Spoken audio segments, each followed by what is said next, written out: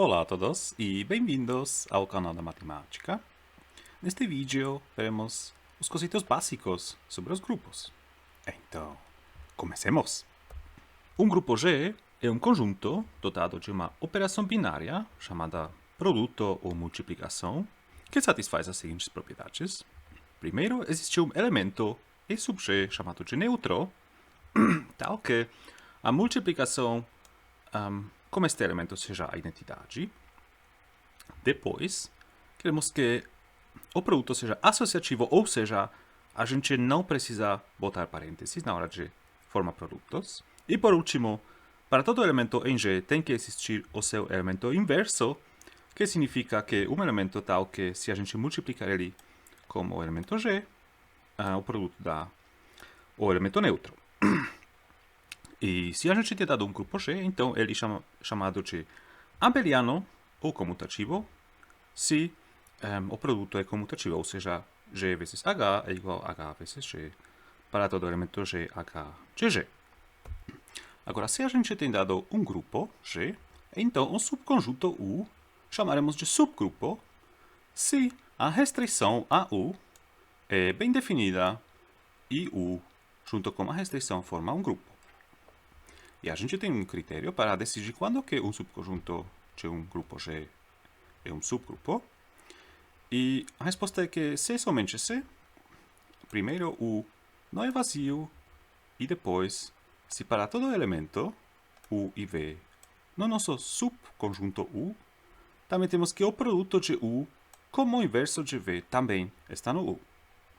Agora vejamos uns exemplos importantes de grupos. Primeiro, um conjunto G, como um elemento só, forma um grupo chamado de grupo trivial se a gente definir o produto da única maneira possível.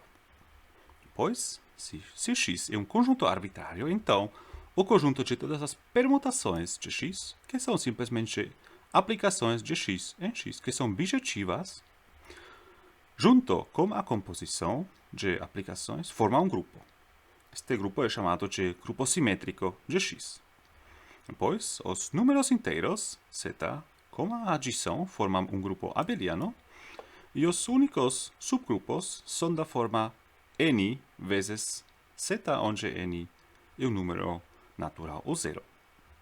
E, por último, a gente tem os seguintes grupos abelianos: os números racionais, reais, os complexos, com a adição, como neste caso seria o produto, e depois também os racionais reais e os complexos, só que todos sem zero com a multiplicação como produto.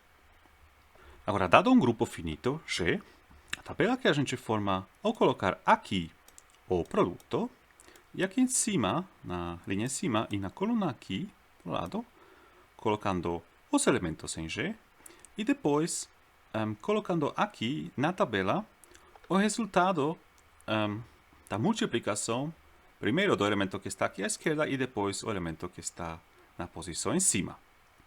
Essa tabela é chamada de tábua de Cayley. Observem que aqui é importante colocar a ordem sempre começando pela esquerda e depois por cima, pois a aplicação produto não é comutativa em geral, ou seja, por exemplo, esta casinha aqui não é em geral a mesma que esta aqui. Depois, dado um grupo G e uma família de subgrupos U sub I, a interseção desses subgrupos também é um subgrupo de G. Isso nos permite definir o subgrupo gerado, dado um subconjunto X de G, que não necessariamente é um grupo. Então, o subgrupo gerado por X é definido como a interseção de todos os subgrupos U de G que contenham X. Observem que, por definição, é o menor subgrupo contendo X.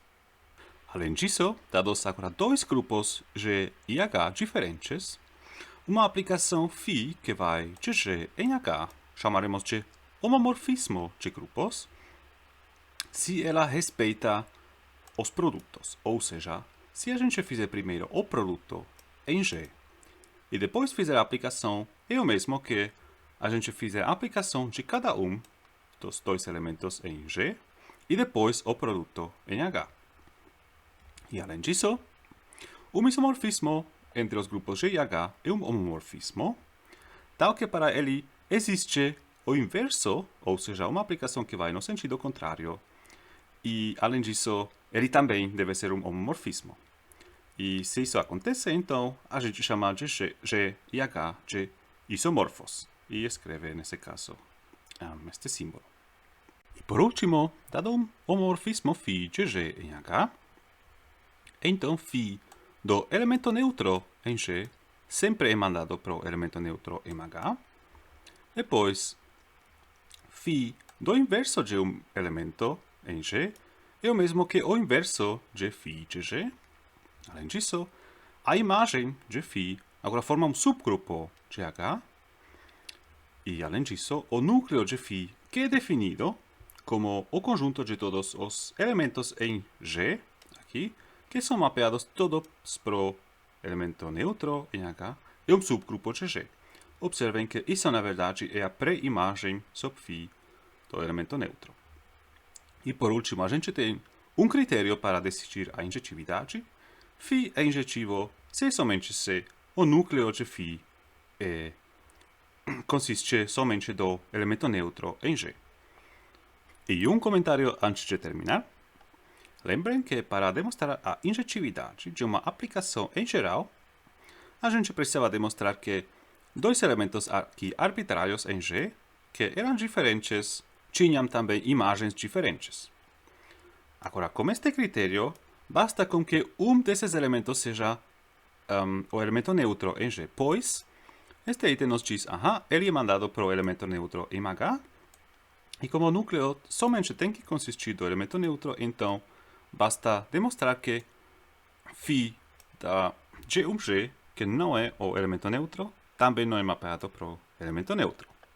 Bom, muito obrigado pela atenção, espero que tenha gostado do vídeo, que tenha aprendido algo novo, e até a próxima! Até mais!